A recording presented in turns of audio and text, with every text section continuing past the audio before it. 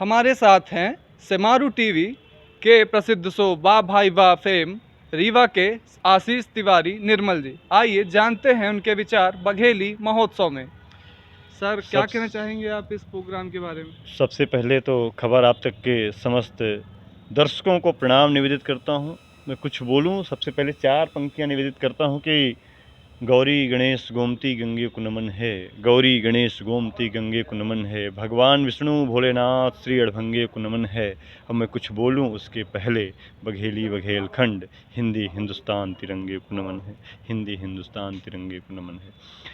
बघेली महोत्सव का यह कार्यक्रम निस्संदेह आने वाली पीढ़ी के लिए और जो इस समय पे इस कार्यक्रम में शरीक हुए लोग हैं, इनको वर्षों वर्ष तक ये कार्यक्रम उनके जहन में रहेगा।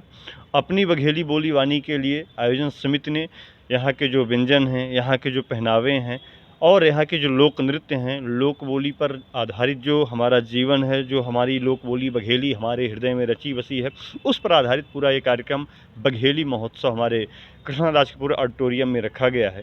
हमारे बघेली बोली वानी के एक वर्ण कवि ने कहा कि रिमही बोली ठेठ गमही लागय सहज बघेली, रिमही बोली ठेठ गमही लागय सहज बघेली, और अंजब्बी का अड़गड़ लागय जैसे होय पहेली, जैसे होय पहेली। बघेली बोली वानी लगभग जितने हमारे बघेलखंड के ज़िले हैं 25 से 30 किलोमीटर में 7 प्रकार की टोटल बघेली है, जिसमें गौहरा बघेली है, रिमही बघेली है, सीधी तरफ जाएं तो थोड़ा सा कोयलांचल की सिंगरौली की अलग अलग बघेली है। यहीं आप सिमरिया विधानसभा क्षेत्र में चले जाएं तो अगर हम और आप रीवा में कई कही थे तो वहाँ एंघा वंघा कहते हैं। तो थोड़ा थोड़ा परिवर्तन इसमें देखने को मिलता है, लेकिन बघेलखंड और बघेली बोली वानी का विस्तार भी व्यापक है और आने वाले समय में इसका विस्तार और व्यापक हो, इसके लिए जो युवा कवि हैं, शायर हैं, गीतकार हैं, साहित्यकार हैं, आकाशवाणी कलाकार हैं,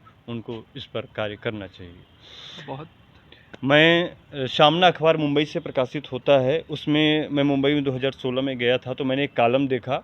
शनिवार को कॉलम साहित्य से संबंधित प्रकाशित होता था। उसमें अवधी, निमाड़ी, बुंदेली, आपकी ब्रज भाषा, सारी भाषाएं लोक बोलियाँ जो है थी, उसमें बघेली को स्थान नहीं मिला था। तो मैंने वहाँ के जो संपादक थे उस संघ के, मैंने उनसे संपर्क किया। मैंने कहा कि बहुत छोटे छोटे से स्थान को कवर करने वाली जो लोक बोलियाँ हैं, उनको आप सामना जैसे अखबार में प्रमुखता के साथ उनके कवियों को, साहित्यकारों को प्रकाशित कर रहे हैं।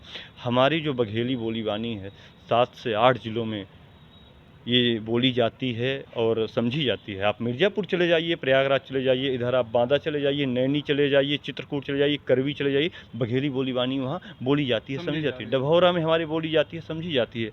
तो इस विषय को जब मैंने वहाँ पे रखा तो उन्होंने इन तमाम लोक बोलियों के साथ बघेली को भी ऐड किया और बोले कि आप बघेलखंड के जो कवि हैं उनकी रचनाएं उठा करके जो हमारा लोक बोलियों पर आधारित अंक है उसके लिए रचनाएं भेजिए।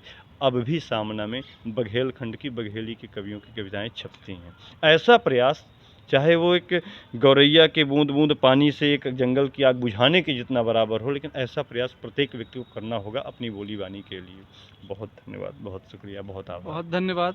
तो ये थे हमारे साथ आशीष तिवारी निर्मल। खबर आप तक रीवा।